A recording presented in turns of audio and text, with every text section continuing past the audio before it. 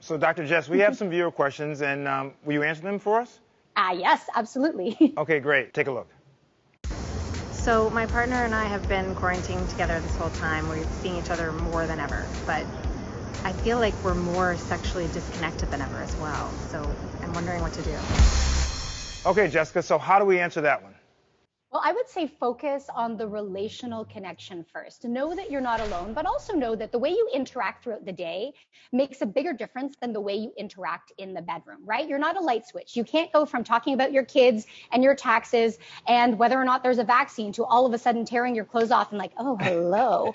That's not the way it goes. So can you interact throughout the day with intimacy? Can you begin your day, for example, with 60 seconds of connection? So I like to put my head on my partner's chest and just listen to his heartbeat as I start the day for a few moments. I find it really grounding and really gratitude inducing. So just 1 minute. And then I ask, can you interrupt your daily routine with 60-second favors?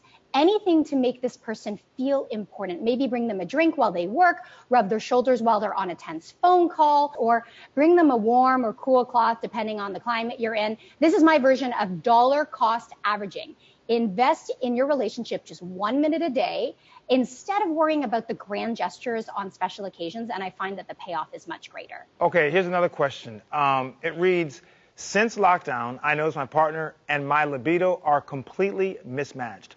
I want less sex, and my partner seems frustrated about it. What can we do about it? I think it's important to note, first and foremost, that neither of you is right or wrong. Oftentimes when we have, a higher desire and lower desire partner, the higher desire partner might feel inclined to blame or even pathologize the lower desire partner as though, low desire is inherently problematic, but it's not. Your goal as partners isn't to be right, but to find some common ground. So I suggest a quick activity. You take a piece of paper, and on that piece of paper, you write down how often you'd like to have sex. So do you want it once a week, 3 times a week, once with every meal? How often do you want it? Then you draw a line, and below that line, you write down how often you perceive your partner to want sex. Do they want it twice a month? Do they want it once per fiscal year?